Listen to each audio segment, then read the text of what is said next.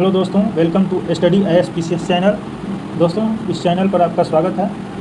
दोस्तों, 70 BPSC घटना चक्र सीरीज इस चैनल पर चल रहा है और आपको 1 नवंबर तक घटना चक्र के हिस्ट्री, साइंस, ज्योग्राफी, पॉलिटी और करंट अफेयर्स का दोस्तों टॉपिक वाइज जो है इस चैनल पर करवाया जा रहा है। अगर आप पहली बार आए हैं इस चैनल पर तो चैनल को सब्सक्राइब जरूर कर दीजिएगा दोस्तों, और बेल आइकन को प्रेस कर दीजिएगा ताकि मेरा वीडियो का नोटिफिकेशन आप तक पहुंच सके। और वीडियो को दोस्तों लाइक जरूर कीजिएगा। और दोस्तों, इस चैनल पर आप प्लेलिस्ट में जाइएगा, आपको 70 BPSC घटना चक्र सीरीज नाम करके प्लेलिस्ट बना दिया गया है। आप उसमें जाके topic wise history, science, geography, polity के देख सकते हैं सभी वीडियो को जाके। तो चलिए दोस्तों, आज दोस्तों इस वीडियो में देसी रियासतें के बारे में पढ़ेंगे। तो आइए दोस्तों स्टार्ट करते हैं। बटलर समिति का गठन दोस्तों 1927 में किया गया था, ये डेट याद रखिएगा। इसे भारतीय रियासत समिति भी कहा जाता है।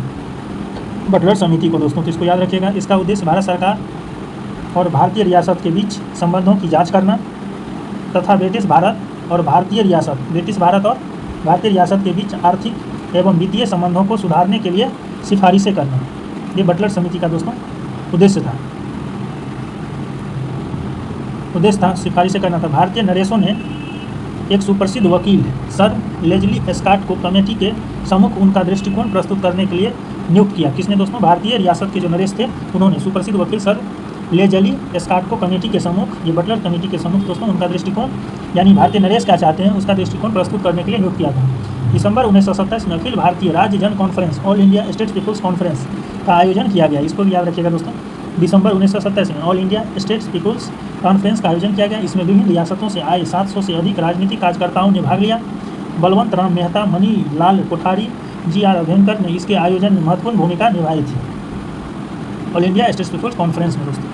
उसके बाद है नेक्स्ट है दोस्तों, बलवंत राम मेहता, मनी लाल कोठरी और GR अभ्यंकर ने इसके आयोजन में महत्वपूर्ण भूमिका निभाई। ब्रिटिश भारत और रजवाड़ों के राजनीतिक संघर्षों के साझे राष्ट्रीय लक्ष्य को सामने रखने के लिए जवाहरलाल नेहरू को वर्ष 1939 में Bharat Prajamandal all India state people's conference का अध्यक्ष चुना गया था। क्यों दोस्तों? ब्रिटिश भारत और रजवाड़ों के राजनीतिक संघर्षों के साझा राष्ट्रीय लक्ष्यों को सामने रखने के लिए जवाहरलाल नेहरू को 1939 में भारत प्रजामंडल के यानी all India state people's conference का अध्यक्ष चुना गया जवाहरलाल नेहरू को। और भारतीय राष्ट्रीय संघ में अधिकांश रजवाड़ों का विलय 1947 में हुआ। इसको भी याद रखिएगा दोस्तों कि भारतीय संघ में अधिकांश रजवाड़ों का विलय 1947 में हुआ। 15 अगस्त 1947 तक जूनागढ़, जम्मू कश्मीर और हैदराबाद, ये 3 को छोड़कर दोस्तों, जूनागढ़ गुजरात में है, जम्मू कश्मीर और हैदराबाद को छोड़कर सभी रजवाड़े दोस्तों भारत में शामिल हो गए। ये 3 नहीं हुए थे, जूनागढ़, जम्मू कश्मीर और हैदराबाद। जूनागढ़ दोस्तों वहाँ पे है गुजरात में, जम्मू कश्मीर तो राज्य है दोस्तों, अब यूटी बन गया है, यूटी बन गया दोस्तों। उसके बाद हैदराबाद जो है ये तेलंगाना की राजधानी वर्तमान में। इन 3 दोस्तों शामिल नहीं हुआ था 15 अगस्त तक।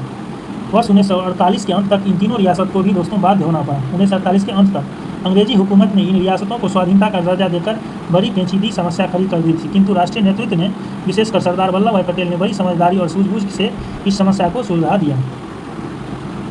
26 अक्टूबर 1947 को कश्मीर, 26 अक्टूबर याद रखिएगा दोस्तों, 26 अक्टूबर 1947 को कश्मीर के महाराजा हरि सिंह ने भारत में विलय के लिए हस्ताक्षर पत्र प्रधानमंत्री जवाहरलाल नेहरू को सौंपे। विलय के लिए हस्ताक्षर पत्र दोस्तों प्रधानमंत्री उस समय था जवाहरलाल नेहरू, उसको सौंपे महाराजा हरि सिंह। जवाहरलाल नेहरू ने शेख अब्दुल्ला को तत्कालीन जम्मू कश्मीर का प्रधानमंत्री नियुक्त करवाया। जवाहरलाल नेहरू ने शेख अब्दुल्ला को दोस्तों तत्कालीन जम्मू कश्मीर का प्रधानमंत्री नियुक्त करवाया तथा भारतीय सेना ने 26 अक्टूबर को ये विलय पत्र पर दोस्तों हस्ताक्षर किया था। और 27 अक्टूबर 1947 से पाकिस्तान के कबायली आक्रांताओं को भगाना शुरू किया गया भारतीय सेना द्वारा। यथावत स्टैंड स्टील समझौता जो है दोस्तों ये 29 नवंबर 1947 को हैदराबाद रियासत, ये स्टैंड स्टील जो है दोस्तों समझौता 29 नवंबर 1947 को हैदराबाद रियासत के साथ किया गया था। हैदराबाद रियासत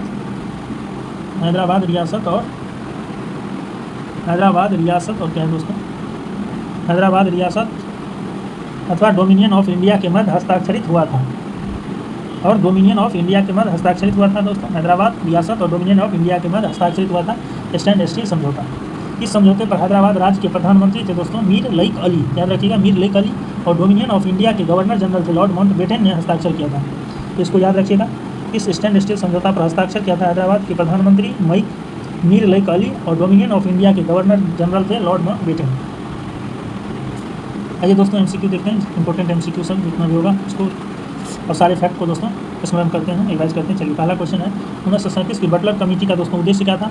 ये भारत सरकार और देशी राज्यों के मध्य राज्य संबंधों को सुधारना दोस्तों, ये इसका उद्देश्य था बटलर कमेटी का, भारत सरकार और देशी राज्यों के मध्य संबंध को सुधारना। उसके बाद दोस्तों नेक्स्ट क्वेश्चन दूसरा आ जाइए। All India states people's conference का गठन कब हुआ था दोस्तों? ये 1927 में हुआ था। All India states people's conference का गठन 1927 में हुआ था।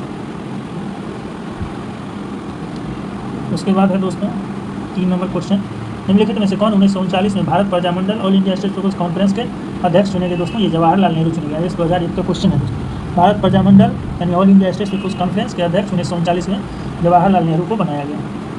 उसके बाद नेक्स्ट क्वेश्चन दोस्तों 4 नंबर, भारतीय संघ में यहाँ दिया हुआ है दोस्तों, भारतीय संघ में रजवाड़ों का विलय अधिकाधिक किस सन में हुआ? आधिकारिक रूप से दोस्तों ऑफिशियली भारतीय संघ में रजवाड़ों का विलय, तो ये दोस्तों 1947 में हुआ था भारतीय रजवाड़ों का विलय। उसके बाद 5 नंबर क्वेश्चन देखिएगा दोस्तों। 5 नंबर क्वेश्चन यह है कि राज्यों का विलयीकरण क्या है दोस्तों? राज्यों का विलयीकरण जिनके नेतृत्व में हुआ वे थे सरदार वल्लभ भाई पटेल।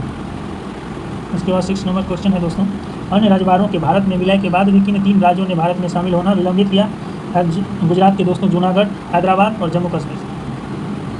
उसके बाद दोस्तों 7 नंबर क्वेश्चन कहिएगा, जम्मू कश्मीर भारत का अभिन्न अंग बना 26 अक्टूबर 1947 को दोस्तों, इस पर विलय पत्र पर हस्ताक्षर किया गया था, तो इसलिए 26 अक्टूबर 1947 को जम्मू कश्मीर भारत का अभिन्न अंग बना। और 27 अक्टूबर 1947 को दोस्तों भारतीय सेना जम्मू कश्मीर में प्रवेश किया।